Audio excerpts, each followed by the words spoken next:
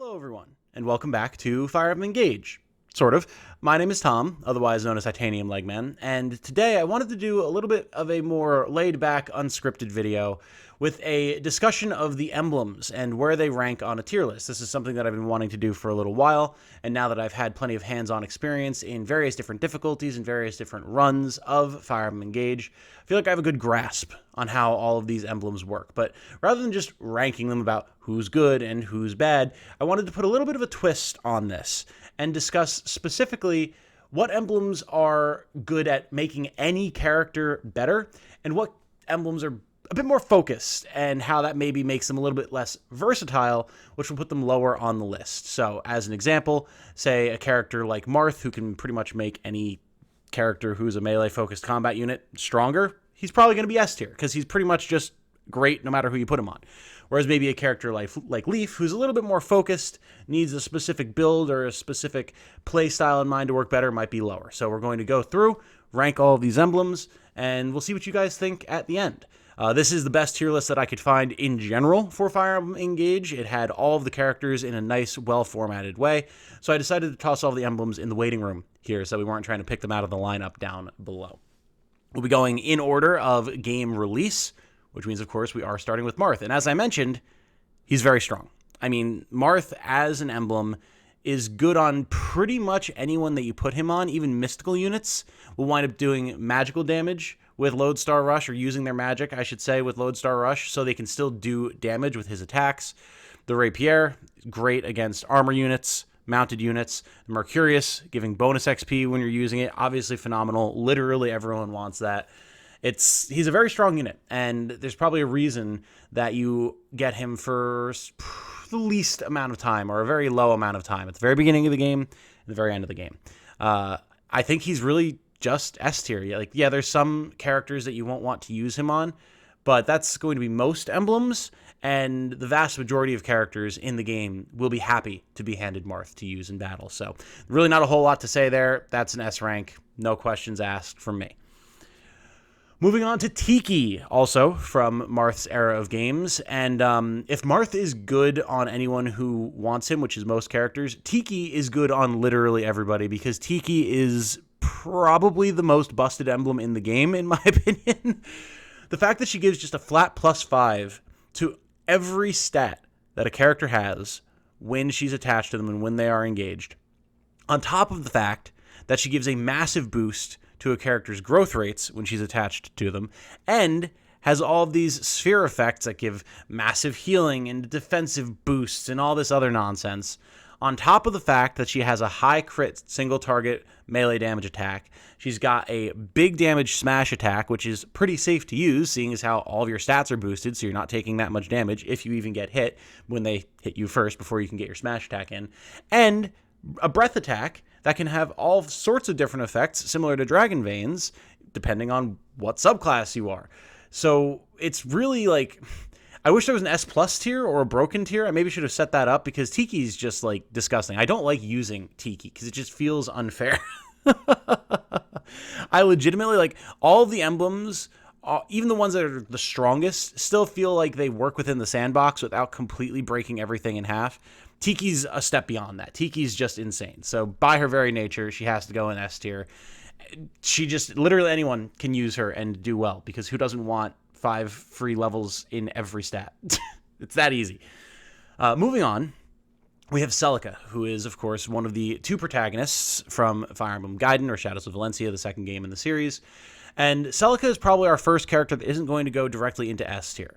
I really like Celica. She's quite strong for magic users, and that's about it. You need to have a good magic stat to use Warp Ragnarok successfully. It does a ton of damage, but you still need magic to deal damage with it. You want to be able to survive teleporting in on the enemy, or be okay with waiting and using it very sparingly and strategically if you aren't confident that your character will be able to survive. She does healing, so she's got a little bit of healing support, backline support, and her abilities aren't the best. Being able to reflect damage back at Corrupted is fine, but typically the type of characters that you're going to be putting Celica on don't want to be getting hit in the face by the Corrupted, and your frontline tanky type characters generally don't care to be getting magic and teleporting around and using tomes. There's some specific builds that I'm working on in particular that might work with, but for the most part, in general play, not the most useful. But where she's good, she is very good. So I'm inclined, I don't want to say A tier. I don't want to say A tier here because Celica is definitely a more focused, narrow emblem. I think a solid B will work for Celica here. She's very strong, but I've definitely struggled to find a place to put her in the past. Not as hard as Leaf, but definitely one of the emblems that I've dropped in the past. So, yeah, I think that a B is a solid place for Celica. Now, conversely, we have Sigrid, protagonist of Genealogy of the Holy War, Fire Emblem 4, or at least the first half of it. Sigrid is a house, man. Like, you get Sigrid, and you're Marth who? I don't know, man. I don't know him, man. Sigrid is the way to go. This guy's awesome. We've all seen the override shenanigans where you just blast through 5, 10, 15 enemies, deal massive amounts of damage. The Horse Slayer is literally always useful, especially when you get into late game maddening and have super tanky Great Knights who having that effectiveness damage against is very nice. Getting a Brave Lance, very strong. Being able to resist being frozen, getting extra damage on movement with momentum, granting Canter for free. I mean, pretty much anyone in the game, similar to Marth, is happy to have Sigrid. And in some ways, he's even more versatile than Marth, because you could even, if you wanted to, put Sigrid on a Chi Adept, on a healer, and have Canter from healing, and be able to break enemies when using Override. So, like, even healers want this lad. He's great. He's going in the S tier. I have absolutely no problems with that. Boom. Let's move. Now we get to Leaf, and Leaf is one of those emblems that all of you are probably familiar with at this point. People kind of go, how do I use this guy? And that's fair, because Leaf is a weirdly offensive, defensive, tanky, attacky unit / emblem. He's odd. So the key aspects that he has going on are his ability to wield any weapon type, his quadruple hit that will hit with 4 different types of weapon and can break and deal normal damage with each hit, but it's 4 hits. It's pretty good.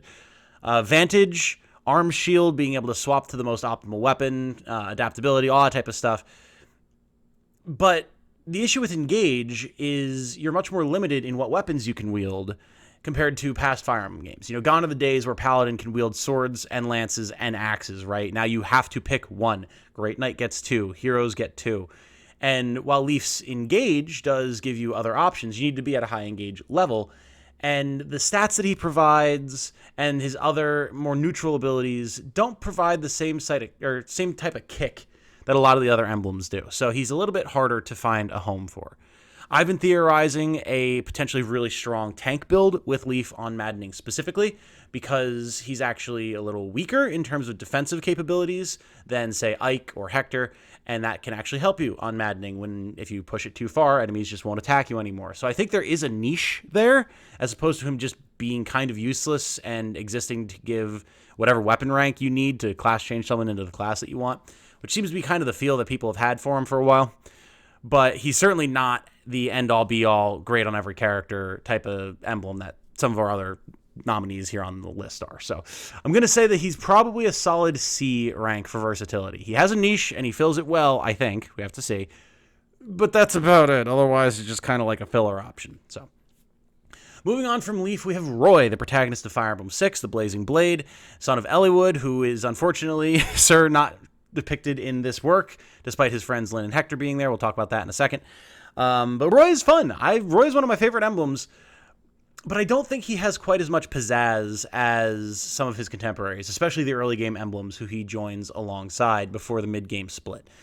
And the reason for that is Roy basically does one thing, and that's about it. He stands on the front line with whoever he's equipped to, and he holds the line, right? I mean, it's depicted in his class ability names, and it's depicted in the fact that he gives bonus levels to make you tankier, and he's got swords that have various different effectivenesses. So you want to be stuck in, you want to be fighting, dealing damage, but you don't get a whole lot else. You don't get a lot of utility.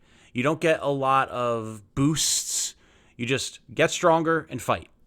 And for a character like Diamant, who he joins on, or other simple frontline characters like Lapis, Boucheron, Amber, that's very useful, absolutely. But it makes Roy narrower, especially considering the fact that his Blazing Lion special attack is just kind of fine. It's not a big boss slayer, single target damage dealer. You can wipe out a group of enemies, put fire on the ground. But the issue is that you don't always want to be putting fire on the ground with your emblem attack, but you don't have a choice. If you want to use your emblem attack, which doesn't really deal extra damage, it just deals area damage, then you're kind of SOL.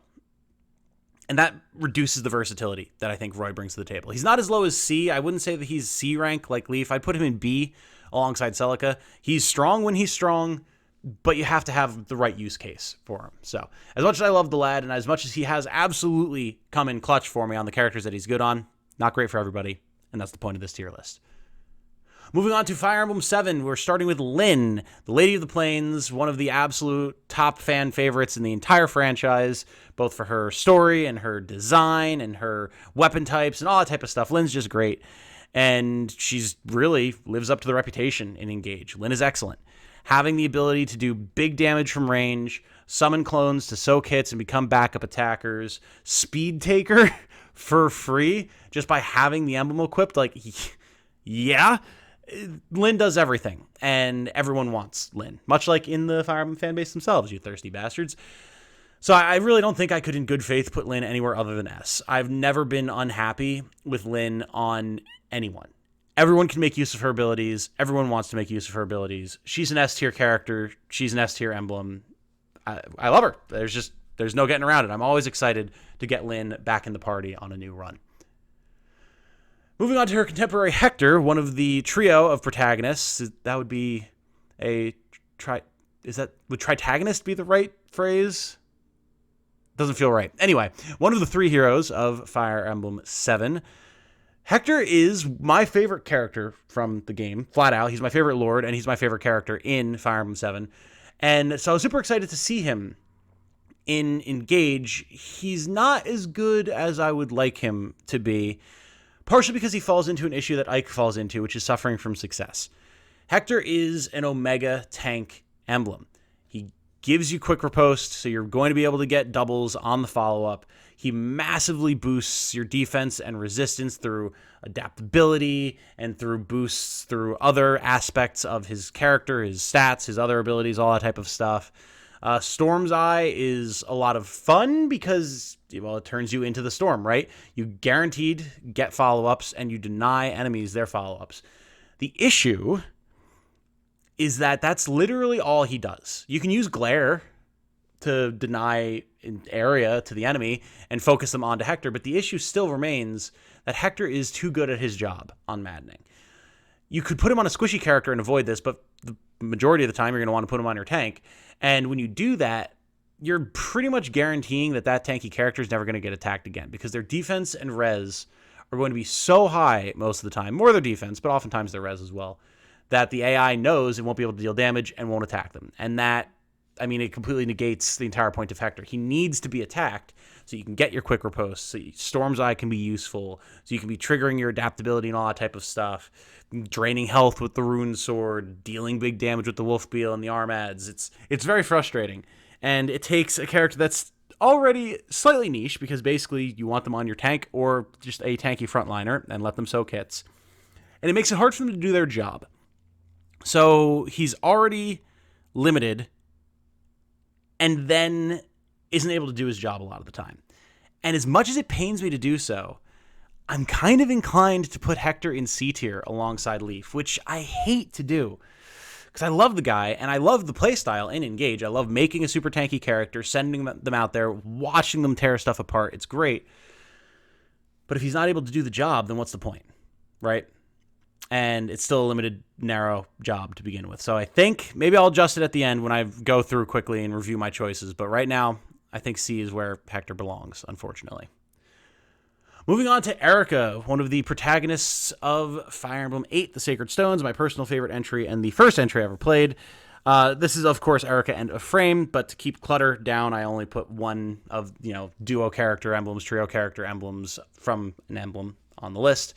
And Erica and a frame are phenomenal. Like, talk about frontline, single target, damage dealing units and emblems. Boom. Erica's there. Twin Strike, great. The ability to swap back and forth between armor piercing and healing with their different effects from Erica into frame, excellent. The ability to get extra HP, to heal. The engage weapons are phenomenal. Again, we've got the Rapier for effectiveness damage. We've got the Sieglind for effectiveness damage against Corrupted, which is huge. There's a lot to like here. Windsword, if you've got a character who's got magic stat, very nice.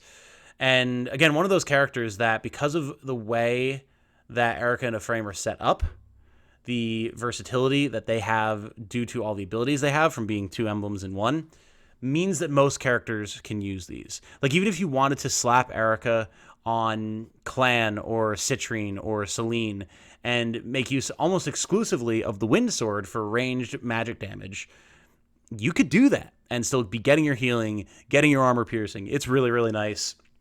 I absolutely think that Erica and Ephraim belong in S tier. Ike. We get to my lad, one of my favorite characters in the franchise as a whole. Absolutely one of the shining stars of Fire Emblem 9 and 10. 9, he is the primary protagonist. 10, he is a co-protagonist alongside a few other characters. Ike is great. You're always happy to have Ike. We like Ike. Compared to someone like Hector in the tanking emblems category, I feel like Ike takes the cake, because even if Ike isn't getting attacked when you've got Great Aether up, because his defenses are too high, your res is too high, they don't want to attack the character you have him equipped on, Great Aether doesn't care. It's still going to go off, and it's still going to deal big AoE damage and soften up a good chunk of the enemy army for you to be able to push up and finish them off. And so that definitely gives Ike a big advantage.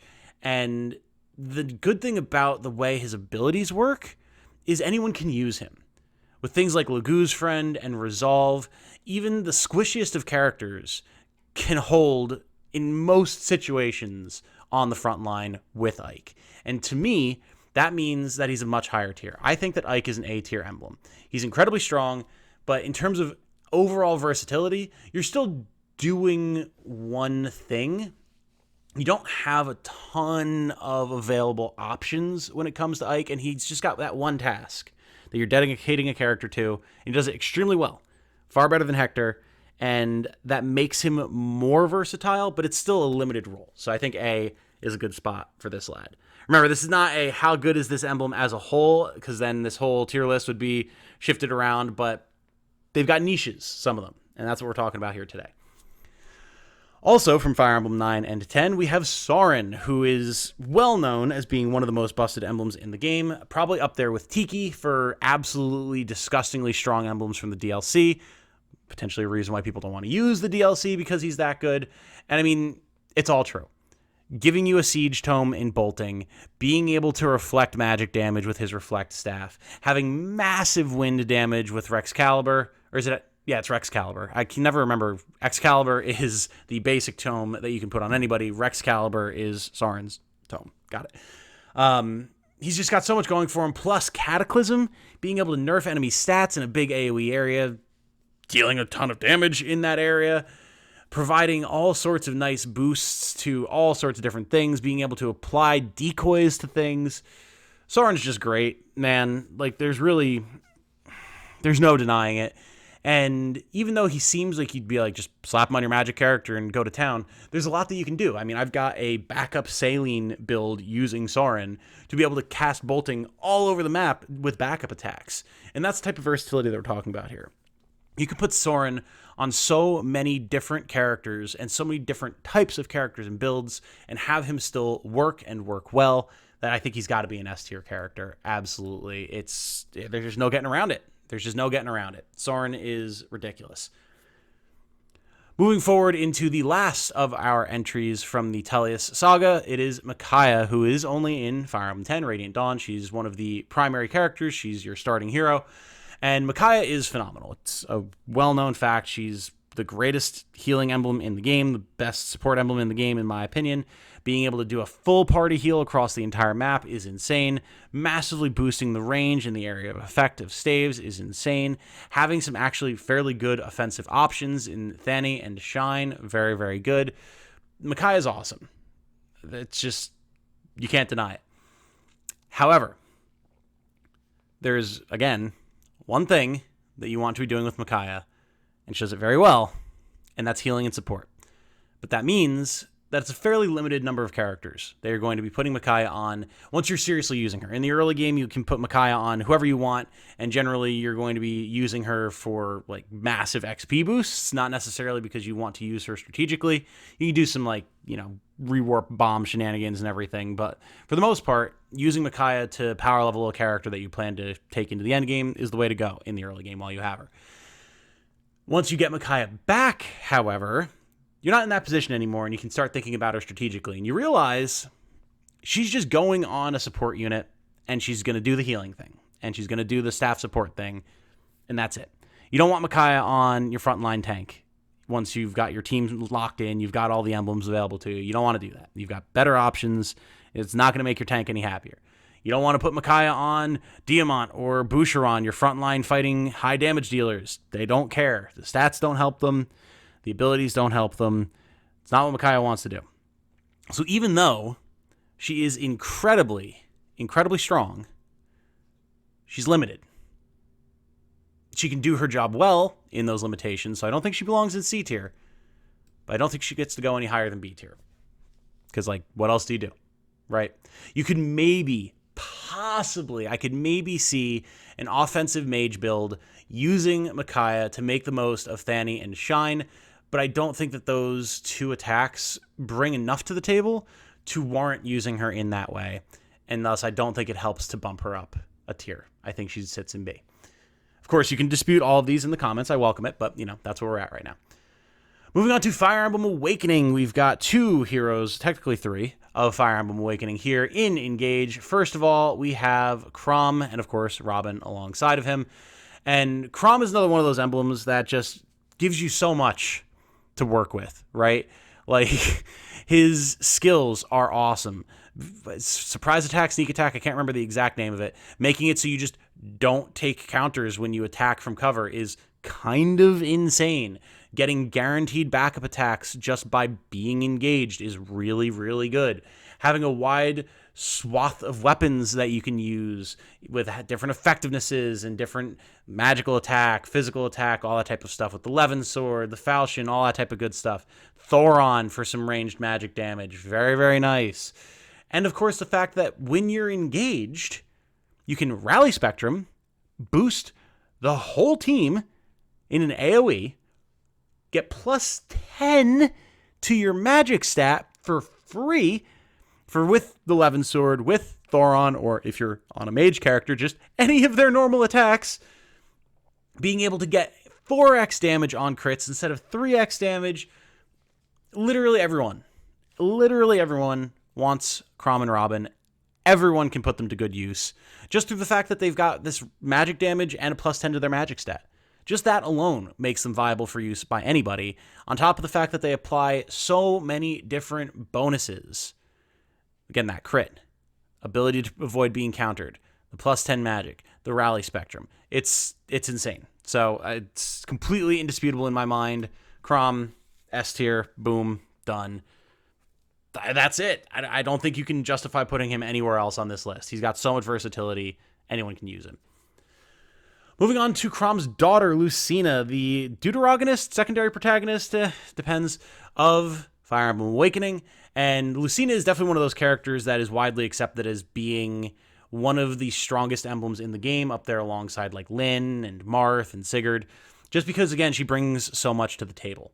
She has the rapier. She's got a bow that increases your XP, similar to Marth's Mercurius. She's got the falchion. She's got the ability to do big damage with a bunch of backup attacks. She can let any character become a backup attacker.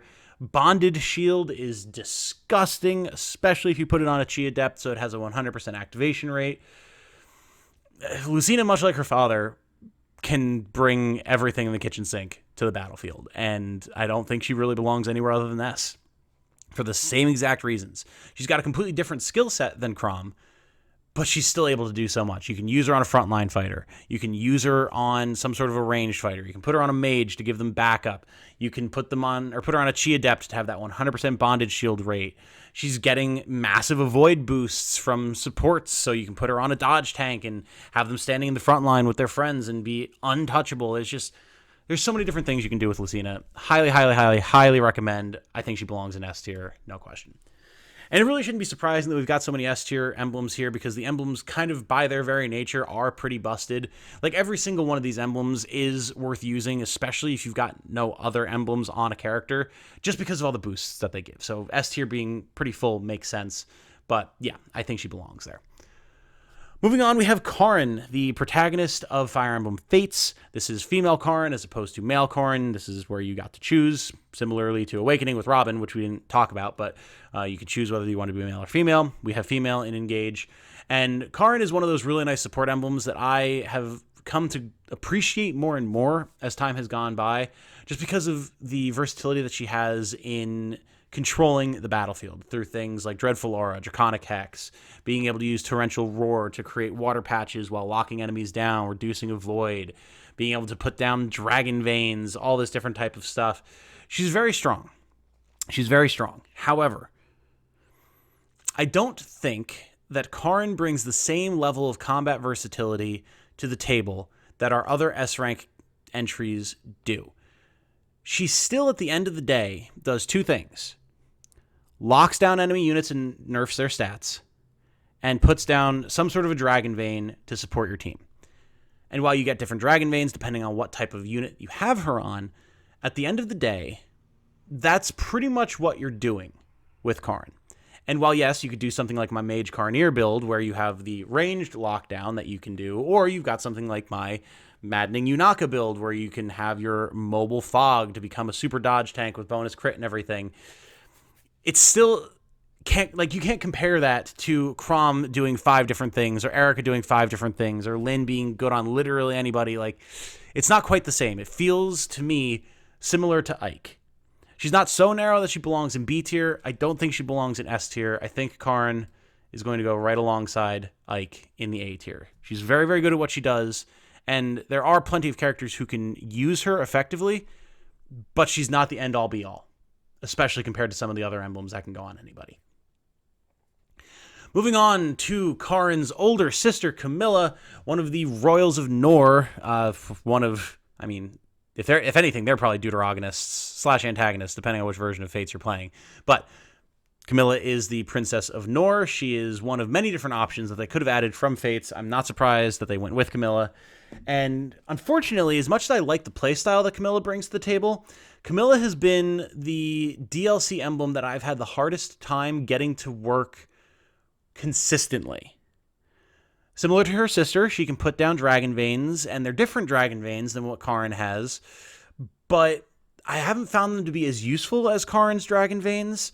The ability to get extra move through Soar is, of course, very, very good, and everyone is happy to have that, especially to be able to have the ability to move like a flying unit. That is really good, but the rest of Camilla's kit is very split in terms of what it wants to be doing. Like, on one hand, you want to be moving in and manipulating terrain, removing poison and miasma, using things like Detoxify, putting down Dragon Veins, being very supporty, using Camilla's emblem attack to put down a big area of fire, deal a bunch of damage. But then on the other hand, you have a mixed physical magical attacker with some axes and some magic, and one of those axes deals magic damage, and one of them wants to be attacking enemies that have a lot of res to get bonus damage, and one of them is a Brave Tome, but the damage just really isn't that great to justify trying to use it over one of the axes. But then, like, do you want to spend your time putting down Dragon Veins instead when you're engaged? Do you want to be rushing in with Soar with a Blitzkrieg attack, or do you want to be hanging back more in the back line? Camilla feels like a character that was set up to be a jack of all trades and to be an S-tier versatility character, but isn't quite good enough at anything that she's doing to actually be viable on any type of character. You know, I've tried her on a few different characters by now, and, like, she's not bad by all means, but I look at things like, again, Lynn, Sigrid, Erica, Soren, Chrom, Lucina, Tiki, Marth. Doesn't feel like she quite hits that bar. And that's not good. For me, it feels like she has a bit of a niche, or too many niches that she can't successfully fill, one or the other, and she's not doing her job properly. And that makes me look at C tier with our other not doing their job properly characters in Hector and Leaf. She's trying to be too versatile and not succeeding in any aspect of it. And while she's not bad, she's definitely not great. I think Camilla, C tier. I mean, it just makes sense, doesn't it? Moving on, we have Bioeth, male Bioeth of Fire Emblem Three Houses, the instructor himself. And if we're talking about characters with just raw versatility, Bioeth is great. Like, literally anyone can use Bioeth. You can put Bioeth on literally anybody, and they can do the job that Bioeth is meant to do, which is supporting the team, giving them extra turns, giving them stat boosts, just being there. It's great. Bioeth is kind of a boring emblem, because he's basically your goddess dancing and instructing, and every once in a while you can decide to put him on a character who's going to have a very good weapon with him, like the Thyrsus staff. And don't get me wrong, that's very, very strong. And Bioeth is definitely an S tier character because literally anyone can use him, and part of his build is getting different weapons that complement the type of character that you equip him on. So he's built to be usable by anybody. He's just kind of boring. We're not ranking these characters on how fun they are to use or anything like that, just how raw, powerful they are. We're ranking them on their versatility. So there's no question that Bioeth is an S tier. I just don't have that much else I can say about him. Like, he's just literally good on everybody, which kind of sums up Bioeth's character. Moving on to Edelgard, as well as Dimitri and Claude. This is the Emblem of Rivals, the Three House leaders, also from Three Houses. And the Emblem of Rivals is another one of those emblems that I don't like using too much, just because it's like, it was clearly designed to just be objectively strong. Anyone can pretty much use it. Whether you're using the emblem on, say, a frontline fighter who wants to be making use of the high damage from Edelgard and Dimitri's weapons, on a backline fighter who wants to be using the Fail Knot, whether you have a character who's literally just built to spam gambits and the various different effects with poison and flame and all shield and all that type of stuff. You want to have a character who can deal big single target boss damage with Houses Unite. Like, it's just strong. The fact that you can weapon sync and get bonus damage with whatever weapon type you're using, so long as it matches the weapon type of the emblem that's currently equipped, means that pretty much anyone can use it. And even if you just want to have the Emblem of Rivals on a support character who, again, is just spamming those gambits and like hitting things with Fail Knot from the backline, you can do that. Very versatile, generically strong. I don't think I could put this anywhere other than S tier. But it's so good that it rubs me the wrong way a little bit.